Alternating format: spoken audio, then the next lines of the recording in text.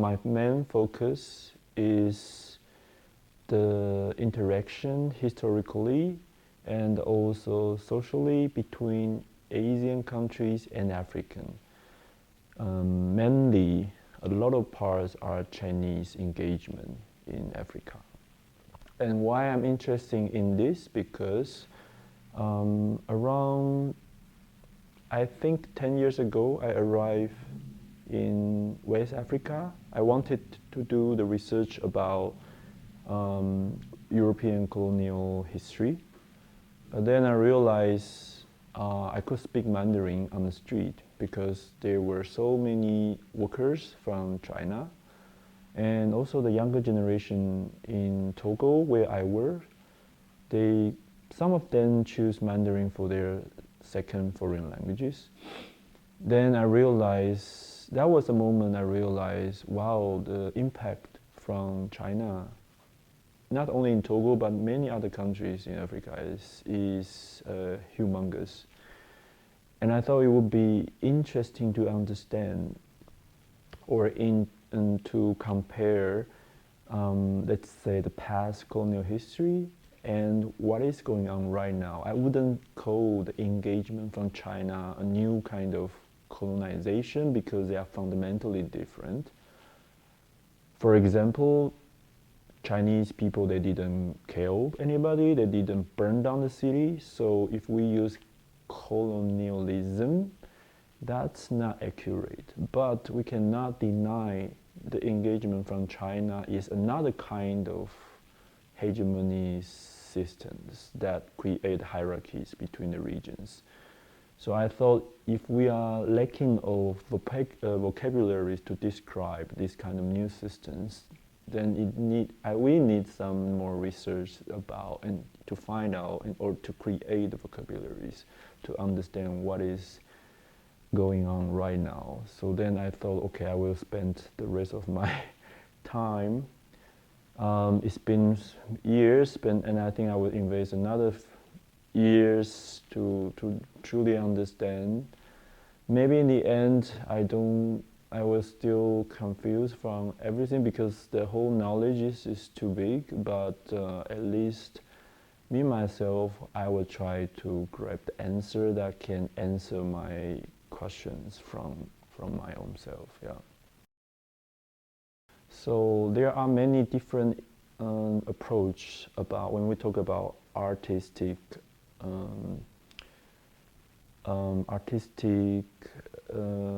practice, and in my opinion, I think artist practice is about knowledge productions.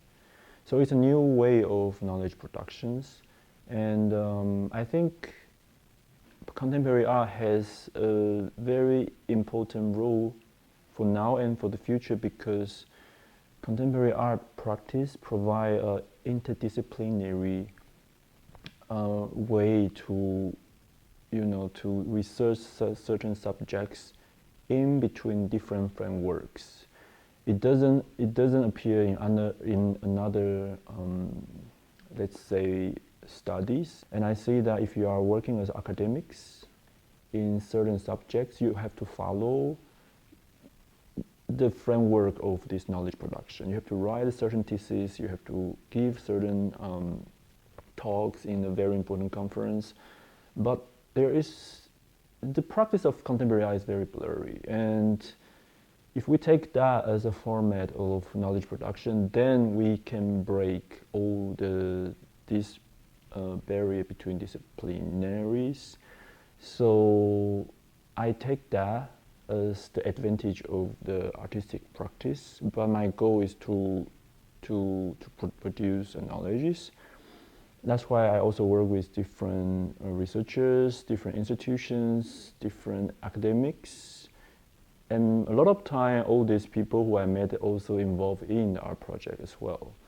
And I do see this kind of productions, this interactive production is beneficial for both sides. And I'm also no surprise, many academics and researchers also start their own artistic practice as well. And I see beside the artistic market, or like let's say the capital or market side of the art production, this part would be, for me myself, more interesting when we talk about contemporary art. Yeah. So I worked as a video artist. That means I'm working with image. And the more I encounter so many images that produce already in this world, you know, there's always not enough images, and human beings just want to watch more.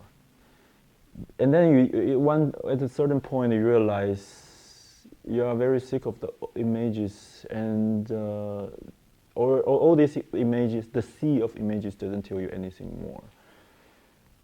And then I realized, before we reach this ability of producing images today, these technologies specifically have its own patterns. When I say patterns, I mean we can even trace back to the very beginning of, for example, how camera was invented. I can even give you a date. It's around 1839 when daguerreotype was invented in Paris, and then of course images or photography turned into such a dominant apparatus that lead the human being's history. But it's like a gradient. It's not like one day we have no images and the next day we have images, because the technology is self-developed. So when we turn the camera imaginary, to turn the camera to the other side, we have to see also a lot of things were now recorded in this specific apparatus. So I guess the things I'm trying in my artistic practice is also to not only touch upon those images that were produced. Of course, I'm very interested in that, but also those images which potentially had a chance to be taken but was not part of history. I'm not interested to create something fictional that's not related to the histories, but I'm using those vacancy or those images which were disappearing to understand the existing image better, or let's say the history better. So it's not about to narrative in a fictional way, but more likely to use both sides. Either we can see or we cannot see, so to assist or to support me to understand the process of the knowledge production better. Yeah. Why I choose Afro-Asian Sea or instead of Indian Ocean, just because there are many discussions nowadays as well, also in India. They are debating if India, this word, is correct or not, just because India, this itself has or contains the colonial ideology as well. So when that question is sustained there, I rare to maybe just choose the other words for right now, because as I say, there are so many things we don't have vocabularies, so we borrow from everywhere. And Afro-Asia Ocean or Afro-Asia Sea, you can also see this cultural exchange between the different regions. And why this is important for me, because I see that, especially right now after pandemic, we have a lot of debates between different blocks, between Western, between Eastern, between USA, between China, and also Taiwan is engaged in this. There are so many stories talking about the war of chips, the war of all these technology devices. But the more I understand, I realize the problem of Taiwan and China is just very tiny part of, if we see China as a country that engage in the global affairs. Taiwan is just part of that, but very small. And Chinese, they call out these foreign strategies, contain so many different other knowledges and affairs, which as a Taiwanese artist or even as artists from Asia, we have no idea what's going on. don't need to mention also the artists or researchers from the Eastern, from the Western. So I do see that we need somebody. I'm not the only one. Of course, there are people doing this, and I'm part of them, to understand, to grab the languages, to see what this ongoing contemporary exchange exactly is, or what it could be if there's another potential. So of course, me myself I do have more critical perspective into this, but I don't want to just say somebody is good, somebody is bad. I want to create an academic way to understand the whole structures. And so I'm comparing right now the coolie spots around the Indian Ocean, including Eastern Africa, South Africa, and also Southeast Asia, where also British Empire used for depot coolie or indentured labor. And why it's become very interesting today is because a lot of spots are overlapped between the coolie depots where they were used by the British Empire and today where China are building the smart cities. And I mean, of course, there are many, many reasons why the both hegemonies, they choose the similar spots. But what's for me even more interesting is those spots where the camera, what we just mentioned before, daguerreotype, which was firstly engaged in the labor system in the middle of 19th century. So as I mentioned before that camera was invented, or let's say the contemporary camera system was invented by European. By the very beginning, the next year when the camera was invented, it was already transferred to Mauritius. It's the small island next to the eastern coast of African continent.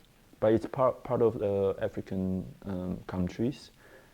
Why the camera was transferred to there at the very beginning? Because British Empire or British colonizer would like to use this new technology to control the labor, which is called indentured labor, or in many languages we call that coolie, same in Mandarin as well.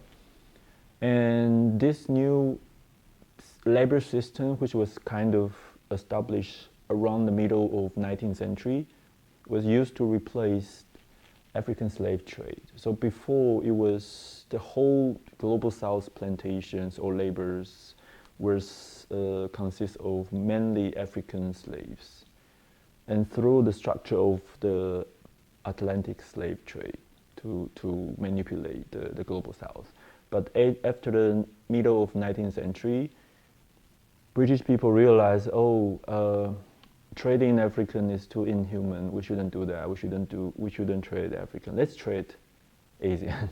That's how the system was changed from Africa to Asia. So mainly the people who participate in the coolie system at the very beginning are mainly Indian and Chinese from the southern China. Turning to the smart city. Smart city is something that is not about city, it's about camera. Smart city is never about how the building becomes smart. It's all about how to surveillance the people who flow into the spaces. So smart city means to build as many as cameras in the space where you are habited in. It's about how to datalyze everybody's behaviors patterns. So we can see the image production in the last 200 years from daguerreotype into the AI counted very fast, smart cameras. But there are something very similar that it's all about how to use images to manipulate human beings' behavior. And I see this would be helpful to understand because in the future, in the coming future, very soon, we probably will encounter a situation or scenario that this image manipulation will still exist, but who's behind the camera will not anymore human being. So it will become, probably machine, or let's say the AI algorithm will behind the camera to manipulate the physical human being. And that will be also part of the discussion maybe later on for me. And for right now, I just want to kind of trace back from the beginning to understand this relationship between the human labors and images in order to understand what's going on right now, and for that we can see what might be potentially happen in the future to create the historical vocabulary for understand the whole things. Yeah.